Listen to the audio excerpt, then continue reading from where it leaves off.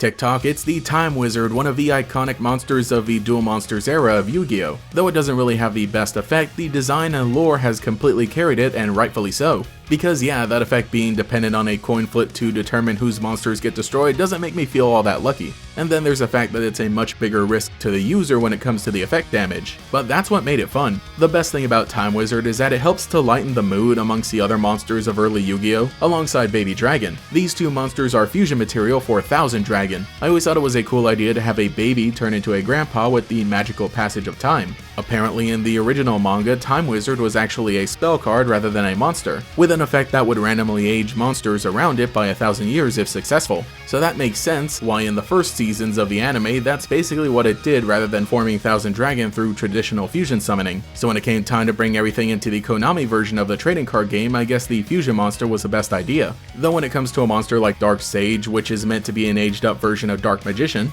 the effect is made in a way to better reflect the lore, in that you can only special summon it from your hand or deck by attributing a Dark Magician after properly resolving the effect of Time Wizard, calling the coin toss right. Very convoluted to make the effect actually function the way it was supposed to, but I'll give them points for trying.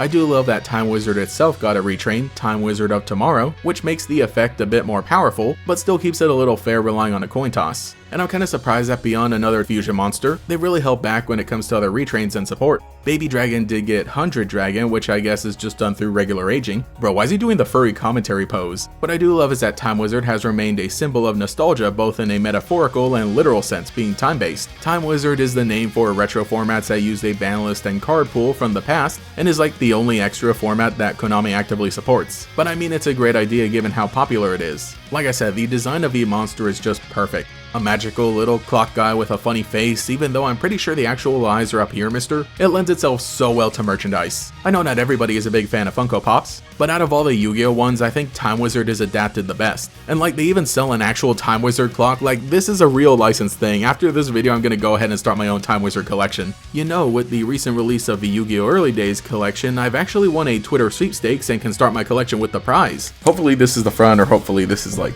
maybe close to it or something. So, as you can see, whoa, look at that. It's a Time Wizard plush. Here, let's pull the guy out. And this too. as things are falling aside. This too, a golden Jinzo card, which you know, these cards are not exclusive or anything. They sell these separately, but they've been throwing them into a lot of sweepstakes recently. If you've been around, you'll know that last time I won the Stardust Dragon and the Utopia one. So now, we actually got a Jinzo one. We'll take a closer look at that in a second, but for now, a Time Wizard plush. This is a cool idea. Let's see. Alrighty. So, yeah, the quality doesn't look amazing, or I mean, it looks good, but like, doesn't look like the best once you see it. It looks like kind of similar to a Carnival Prize, as you know, the face is like printed on. I wonder, let's see, what have we got here? This is, though, yeah, there we go. There it is. I wonder what we can see here. Yeah, point is like, I think it looks fine. Though, probably not as good as the some of the other bigger plushes. And what the heck, we got some stuffing right here. Definitely not the same as the, what do you call it, the Rescue Rabbit plush, but I think that, obviously, for sitting on the shelf, this dude's gonna look absolutely fine, and, you know, get a good look at him. What I think with Time Wizard, the eye's actually up here, right? And then this is just a funny thing. But it was a good idea to, like, have, you know, have this for Yu-Gi-Oh! Early Days collection. Like, it ties in, because it's, like, you know, retro, the Time Wizard format, and, you know, a big iconic monster from back in the day. I think it looks fine. Yeah, now that I actually see it in person, I'm like, oh, it's okay. It's okay. But I mean, yeah, we don't get a lot of Yu-Gi-Oh! Plushes, and still, you know, this is something from Duel Monsters, so it's not like something incredibly niche, but, you know, something other than Blue Eyes White Dragon, Dark Magician, that is nice. Yeah, I do love Time Wizard. he's cool.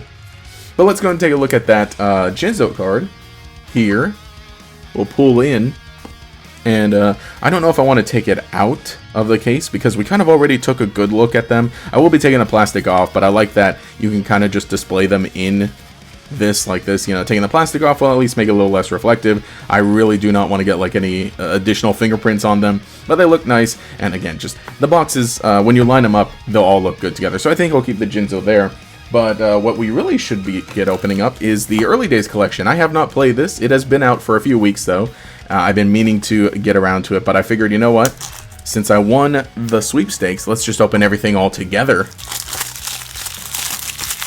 Alright, and the reason that we're opening this up is because, let's take a look at the card. So this is the artwork that we got for Harpy's Feather Duster. If you don't know, you will get one of 2 different variants for the Harpy's Feather Duster.